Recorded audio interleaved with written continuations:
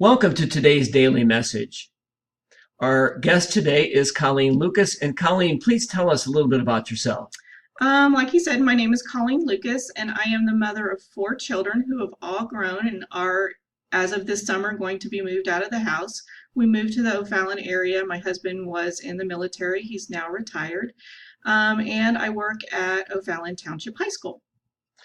So I understand that you work with and work for a program at the high school that was funded by the program to be given away. Please tell us about the program. This program is brand new to the school.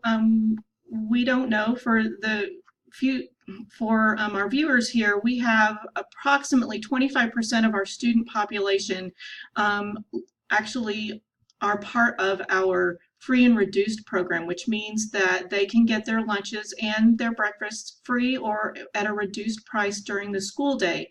And in knowing that, we also know that these students typically go home and either don't have food for the evening or for the entire weekend. So we decided that we wanted to help out our kiddos with that. And so we started this program. It's called Feed the Future, that St. Nicholas was very generous and helped us get this program started.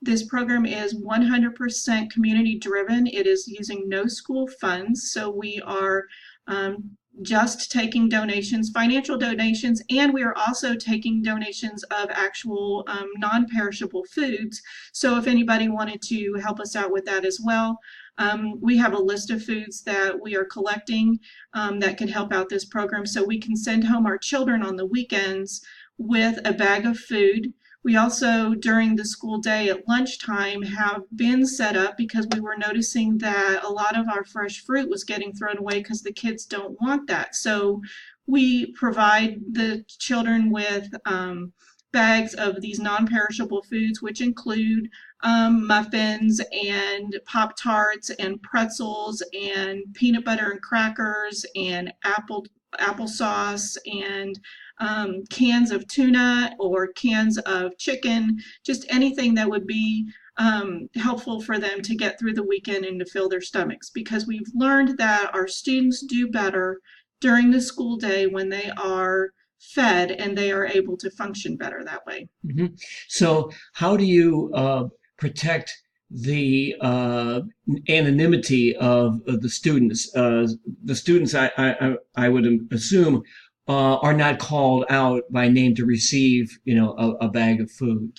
No, we sent home letters to the parents of all the students that were in the free and reduced lunch program, but we have signs all around the building, both at the Milburn campus and at the Smiley campus, where the students can go in and pick up a bag from the social workers or from the school nurse. There are no questions. We do not even discriminate. So if anybody wants to go in, even if you're not on the free and reduced lunch list, you can still get a bag of food.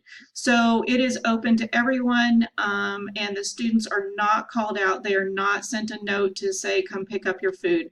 We are trying to work something out to help remind the students that the food is there, but at this point right now, it's everybody can just walk in and get a bag. And I understand you want to expand the program in the upcoming school year. We would like to expand it from just on the weekends to every day. But like I said earlier, this program is 100% community driven, so it's going to be based on the funds that we have and the food that we have available for us to hand out to the students. Right now, in addition to the organizations that have donated to our program, we also have within our payroll system the faculty and staff actually make regular donations to this program and to other programs that we have within the school to help our students. So we are getting some funds, but we appreciate any help we can get from the community. Mhm. Well, Colleen, thank you so much for telling us about the program Feed the Future. We hope it's a continued success. And to our viewers, thank you for watching the Daily Message today. Have a great day. Thank you.